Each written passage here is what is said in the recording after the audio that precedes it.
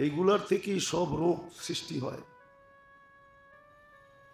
আর হইতে হইতে বাড়তে বাড়তে এত বাড়ে, যেটা বলা অতীত বাড়ে, বলা অতীত বাড়ে, বলা অতীত বাড়ে, এত বাড়ে। তো যেটা বুঝাইতেছিলাম ভালো মতে বুঝি আর নির্ণয় করি, চিহ্নিত করি যে এই রোগগুলো আমার ভিতরে আছে কিনা, চিকিৎসা করি। কেন সত্য এটাই, দেহটা আল্লাহর দেওয়া, যদিও আমি ব্যবহার করি, আমি আমার বলি, কিন্তু বাস্তব এটা আমার না। তো সৃষ্টিকর্তা একজন অবশ্যই আছেন। নিজে নিজে হয় না। নিজে নিজে যদি হইতো তাহলে মানুষ সন্তানহীন কেন থাকতো? বহুত মানুষ দুনিয়াতে আছে সন্তানহীন, সন্তান নাই। নিজের সারা জীবনের পুঁজি অন্যের হাতে উঠাইয়া দিয়া দিছে। নাম বলা যাবে, সারা বাংলাদেশের মানুষ চিনবে, নিজের সন্তান নাই। পালক সন্তানের হাতে কোত্থেকে পালতে আনছে এটাও জানে না, সারা জীবনের সম্পত্তি ওর হাতে উঠাইয়া দিছে। ও মোচ করতেছে, ফুর্তি করতেছে। আছে, নাম বলবো না, নামও জানি। সমাজে শীর্ষস্থানীয় লোক আছে, সন্তান নাই, নিঃসন্তান।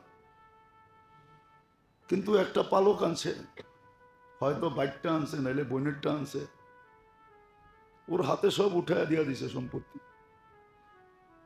আর নিজে ফুর্তিতে আসে, ভাবতেছে আমার সন্তানই তো খাইতেছে, আসলে ওর সন্তানই নেই।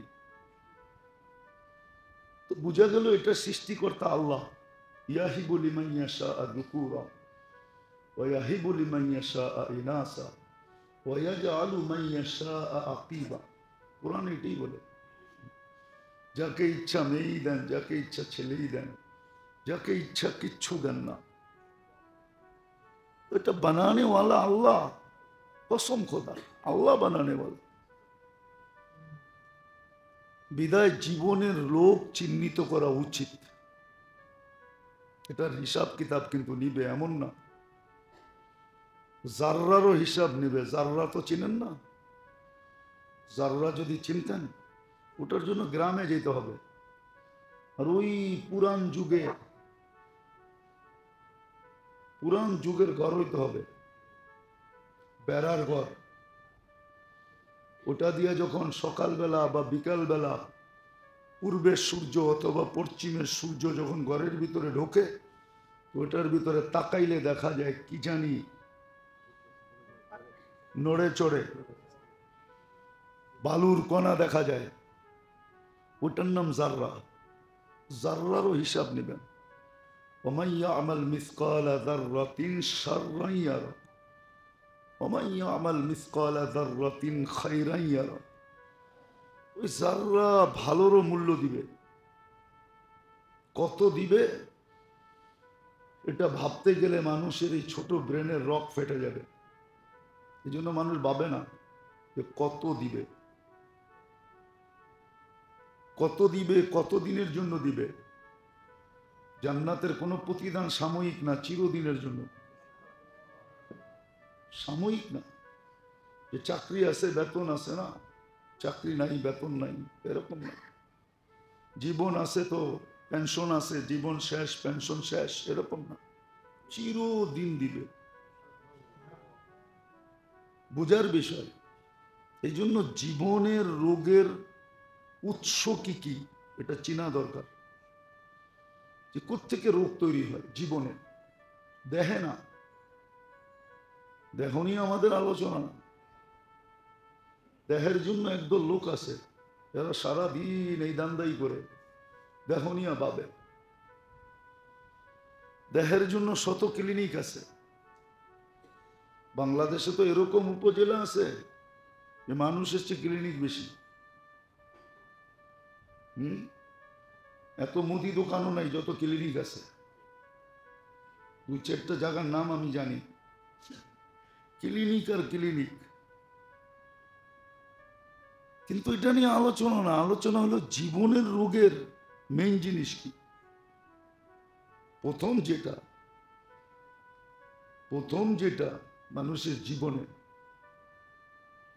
আল্লাহ রসুলের ওয়াদা এবং ওয়াইদ, অঙ্গীকার এবং শাস্তির উপরে যাদের পরিপূর্ণ বিশ্বাস নেই, পরিপূর্ণ ইয়াকিন না থাকা, আল্লাহর ওয়াদা এবং ওয়াইদ, আল্লাহ রসুলের ওয়াদা এবং ওয়াইদ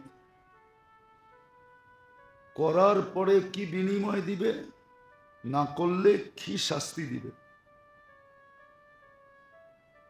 পরিপূর্ণ ইয়াকিন যদি না থাকলো, চোখ বন্ধ করে। আজকে আমাদের অতটুকু নাই, অতটুকু বিশ্বাস নাই। গুলি ঠিক আছে, গুলি বিলকুল তাজা, কিন্তু বন্দুক নষ্ট। অথবা গুলিও তাজা, বন্দুকও ঠিক আছে, কিন্তু আপনার ট্রেনিং নাই, আপনি কি করবেন? আজকে আমাদের ট্রেনিং নাই, গুলিও তাজা, বন্দুকও ঠিক, কিন্তু নাই কি ট্রেনিং নেই। অথবা গুলি তাজা, বন্দুক নষ্ট, ট্রেনিংও নেই। সত্য এটি। আপনি দেখেন আবু দারদা রাদিয়াল্লাহু তাআলা আনহুকে, উনিও জানতেন এই হাদিস, আর সাহাবী কুল্লুহুম উদুল, সাহাবা একরাম প্রত্যেকে সত্যবাদী। আল্লাহ রসুল গ্যারান্টি দিতেছেন, আসহাবী কুল্লুহুম উদুল, আমার সাহাবারা প্রত্যেকে সত্যবাদী। আয়েশা খবর দিতেছে তোমার ঘরে আগুন লাগছে, আর উনি দৃঢ়তার সাথে বলতেছে না লাগে নাই। দ্বিতীয় জন এসে বলতেছে লাগছে, তারপরে উনি বলতেছে না লাগে নাই। তৃতীয় জন বলতেছে শুধু লাগে নাই, সব শেষ হয়ে গেছে, তারপরেও বলতেছেন লাগে নাই। বিশ্বাসের মাত্রাটা দেখেন না। তো চতুর্দশজন আইসা বলছে তুমি এত দৃঢ়তার সাথে কি করে বললা লাগে নাই লাগে নাই লাগে নাই? আমি তো দোয়া পড়ে বাহির হয়েছি। আর আল্লাহ রসুলের কথা, যে সকালবেলা এই দোয়া পড়বে সন্ধ্যা পর্যন্ত ওর ওইখানে হঠাৎ কোনো বিপদ আসতেই পারে না। ওই মহল্লায় আসতে পারে, ওই এলাকায় আসতে পারে, চতুর্দিকে আসতে পারে, কিন্তু আমারটায় আসবে না। বলেন আমাদের এতটুকু আছে? এইটাই শত রোগকে তৈরি করে। যখন আল্লাহ আল্লাহ রসুলের আছে, আমাদের সমাজে আছে, আল্লাহর কথা মানে না, রসুলের কথা মানে না, মুরব্বিগো কথা মানে। আপনি হাদিস শুনান, শুনায় একটা কথা বলেন, কয় মশওয়ারা তো হয় নাই। কি কয়?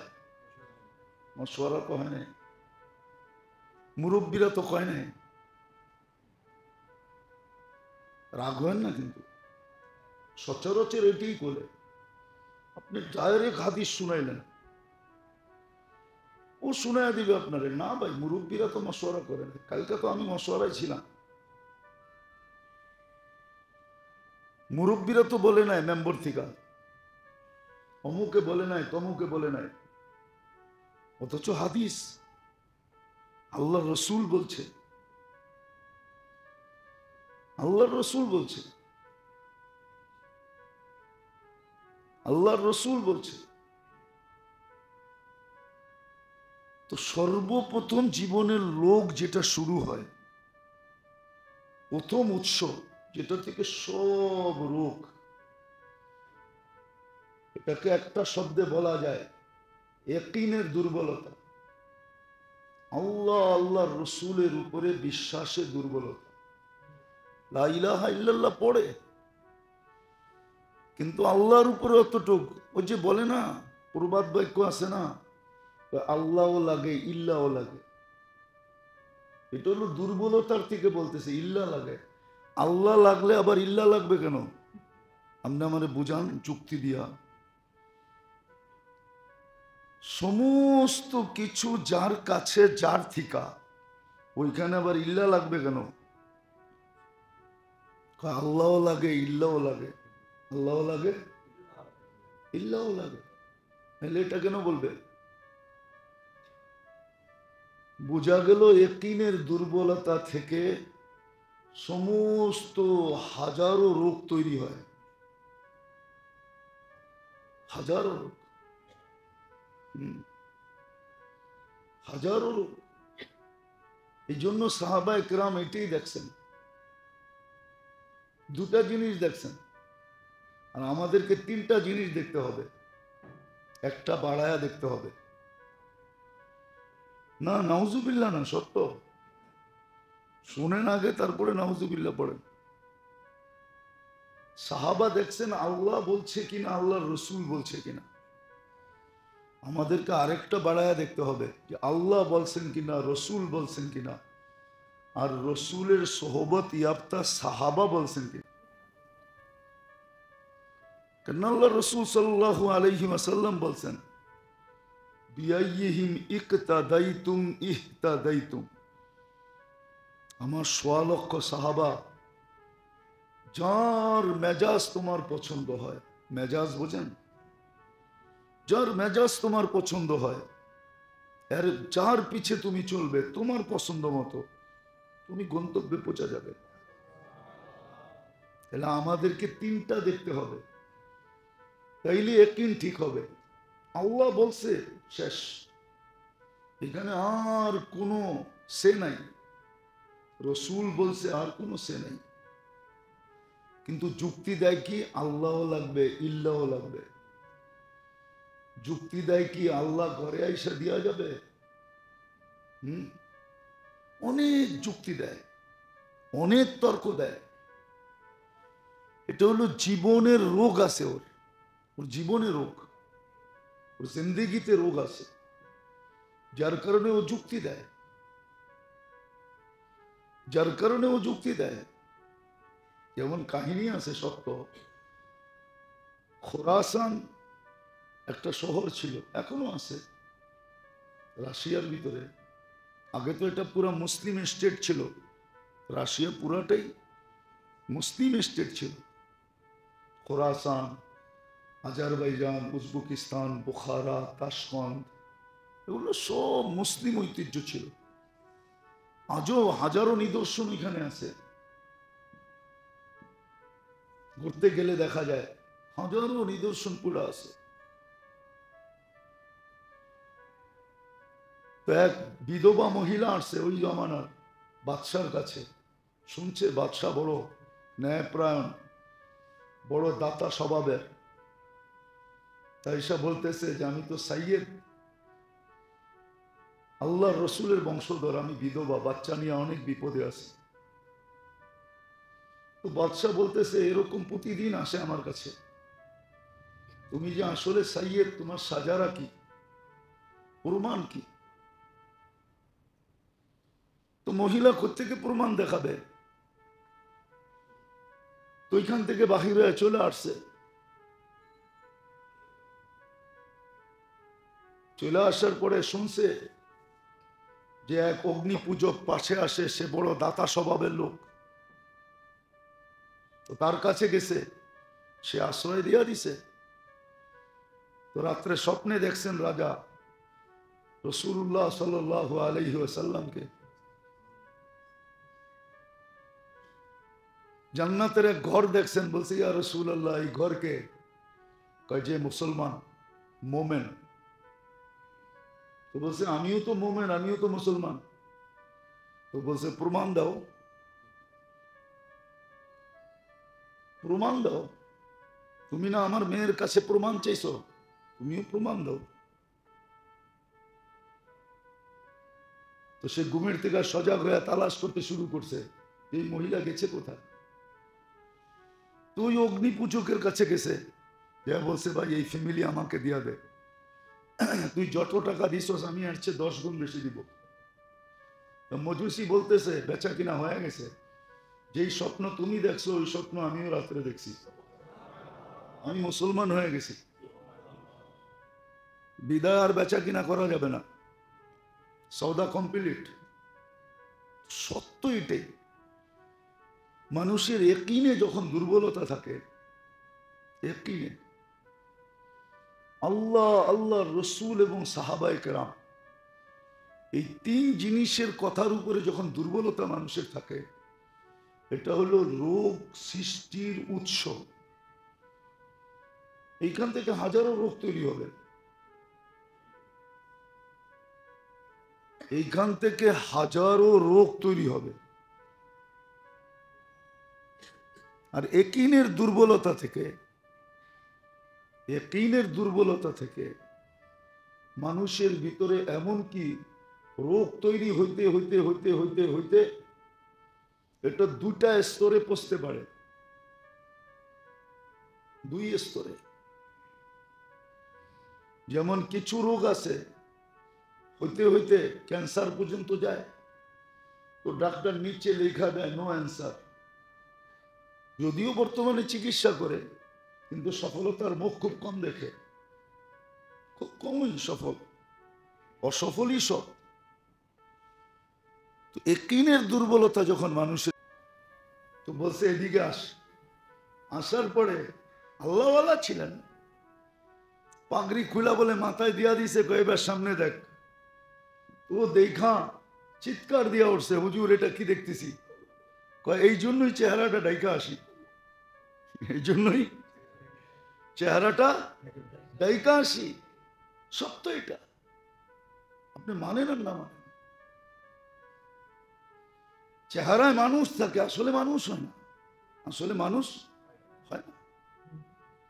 হাজারো রোগ পয়দা হয় যখন মানুষ নিজেকে নিজের মনের অধীন করে, মন মতো চলে, অথবা বিবেকের অধীন করে, অথবা বুদ্ধির অধীন করে, অথবা দুনিয়ার শিক্ষার অধীন করে,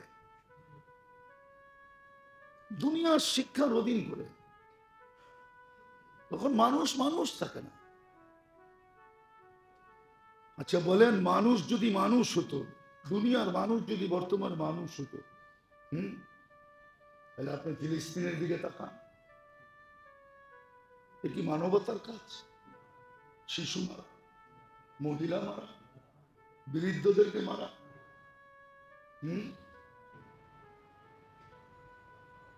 মানুষের শরীর যেরকম অসুস্থ হয়, মানুষের জিন্দেগিটাও এরকম অসুস্থ হয়। শুধু শরীর যে রোগে আক্রান্ত হয় এমন না, জীবনটাও কিন্তু রোগে আক্রান্ত হয়। যদিও মানুষ এটা ভাবে না যে জীবন আবার কিভাবে রোগে আক্রান্ত হবে। শরীর আক্রান্ত হয় এটা বুঝে আসে যে শরীরটা রোগে আক্রান্ত হয়, কিন্তু জীবনটা আক্রান্ত হবে কিভাবে? না, সত্য এটাই, শরীরটা যেরকম রোগে আক্রান্ত হয়, তদ্রূপ জীবনটাও রোগে আক্রান্ত হয়। শরীরের রোগটা ছোঁয়াছে না, একজনের ভিতর থেকে আরেকজনের ভিতরে যায় না, এটাই সত্য। কিন্তু জীবনের রোগ এটা ছোঁয়াছে, এটা একজনের ভিতর থেকে আরেকজনের ভিতরে, একজনের দ্বারা শতজন আক্রান্ত হয়। কিন্তু শরীরের রোগ নিয়ে তো গবেষণা আছে, আলোচনা আছে, চর্চা আছে, শিক্ষা আছে, দীক্ষা আছে, কিন্তু জীবনের রোগ নিয়ে কোনো গবেষণা নেই, চর্চাও নাই, আলোচনাও নাই, শিক্ষাও নাই, দীক্ষাও নাই।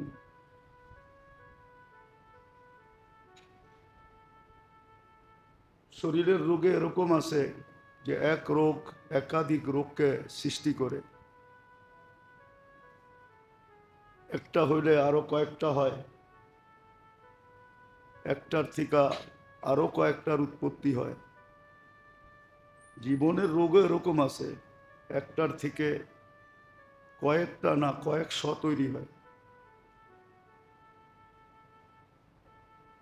শরীরের রোগ দ্বারা তো ব্যক্তি আক্রান্ত হয়, কিন্তু জীবনের রোগ দ্বারা সমাজ আক্রান্ত হয়, পুরা দেশ আক্রান্ত হয়।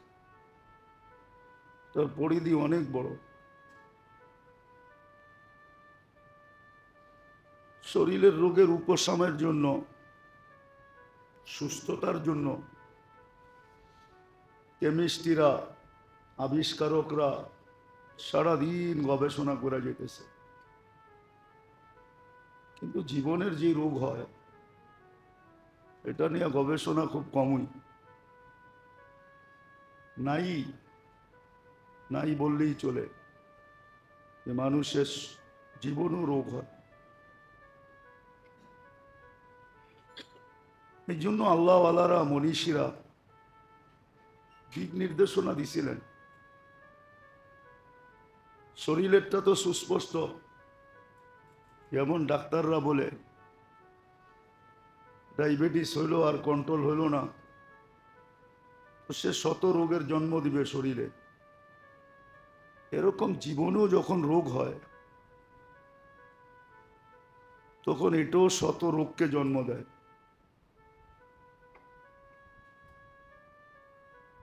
শরীরের রোগ এরকম কয়টা জানি না, যে একাধিক রোগকে জন্ম দেয়।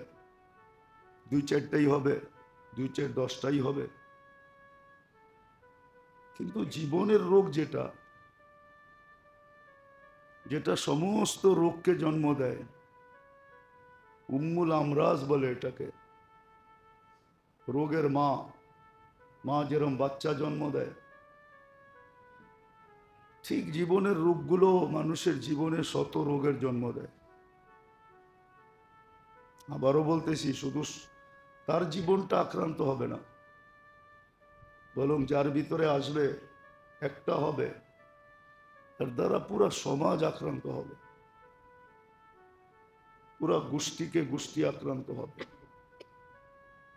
আজকে অ্যানালাইসিস করলে দেখা যায় এটাই, চিন্তা করলে দেখা যায় এটাই, মানুষের জীবনে রোগে আক্রান্ত।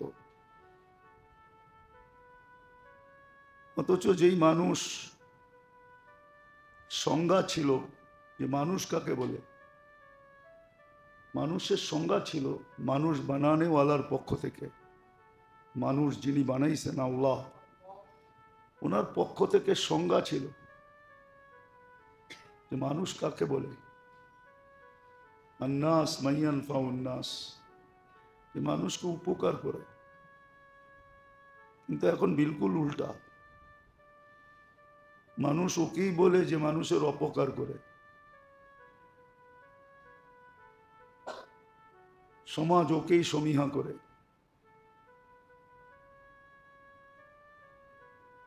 মানুষের সংজ্ঞা বিলকুল উল্টায় গেছে, শুধু জীবনের রোগের কারণে। আর দেহের রোগের চিকিৎসা দুনিয়াতে সম্ভব, যদি চিকিৎসা নাও হলো। কিছু রোগ এরকম আছে যেটা আক্রান্ত হয়ে মানুষ মারা যায়, তো শাহাদতের মৌত পর্যন্ত মিলে। কিছু লোকের রোগের লিস্টি এরকম আছে, যেরকম ডায়রিয়া যে মারা যায়, শাহাদতের মৌত মিলে। করোনায় যারা মারা গেছে মহামারীতে, শাহাদতের মৌত। মহামারীতে যে মারা যায়, এরকম আরো কিছু রোগ আছে, জ্বরে যে মারা যায়, শাহাদতের মৌত মিলে। কিন্তু জীবনের রোগে যদি কেউ আক্রান্ত হলো আর চিকিৎসা না হইল, প্রথম তো মানুষ ক্লিনিকে এই জন্যই যায় যে রোগের নির্ণয় করা হোক, রোগ চিহ্নিত করা হোক। এই জন্যই কিন্তু টেস্ট হয়, চিহ্নিত করার পরে চিকিৎসা হয়। ঠিক প্রত্যেক মানুষ যদি নিজের জীবনের রোগকে চিহ্নিত না করলো, ভালো মতে বুঝি, আর এটা সঠিক চিকিৎসা না হলো এই দুনিয়ায়, তাহলে কিন্তু এটার চিকিৎসা জাহান্নামে হবে, আর নির্ঘাত হবে, নিঃসন্দেহে হবে। জাহান্নাম কিন্তু দুনিয়ার জেলের মতো না, আর দুনিয়ার আয়নাঘরের মতো না, বড় কঠিন জিনিস। এত কঠিন যদি না হতো, তাহলে কিতাবে পাওয়া যায় জিবরিল আমিনের মতো ব্যক্তি, যেদিন থেকে জাহান্নাম আল্লাহ তৈরি করছেন আর উনি দেখছেন, ওই দিন থেকে ওনার কান্না এখনো থামে নাই। যে আল্লাহ আমাকে জাহান্নামে না দিয়া দেয়। আমরা তো শুনতেছি, দেখতেছি না। আল্লাহ দেখাইতেছেন না, শুনাইতেছেন। বর্ণনা আছে জাহান্নাম কি জিনিস। জীবনের রোগ যদি নির্ণয় না হইল, চিহ্নিত না হইল, এটা আমি চিহ্নিত না করলাম, আর এটার যদি সুচিকিৎসা না হইল এই দুনিয়াতে, তাহলে কিন্তু চিকিৎসা জাহান্নামে হবে। শরীরের রোগ নির্ণয় করার জন্য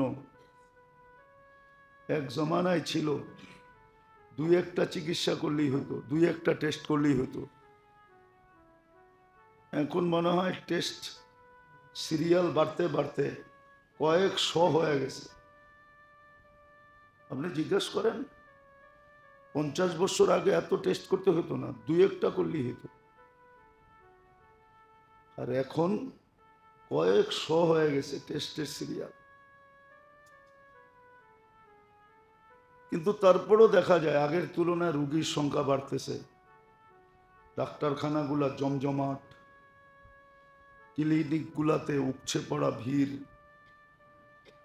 এত টেস্টের মাত্রা বাড়ার পরেও যে রোগের মাত্রা কমছে এমন না, মেডিসিন বাড়ার পরেও যে রোগের মাত্রা কমছে এমন না।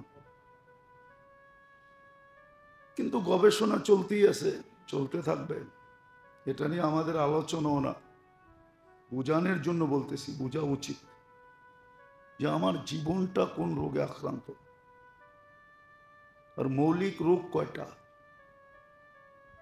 আসলে দেখলে দেখা যায় জীবনের মৌলিক আসল রোগ হলো 6 থেকে 7টা, যেগুলা সব রোগকে অস্তিত্ব দেয়। এর থেকেই সব রোগ পয়দা হয়।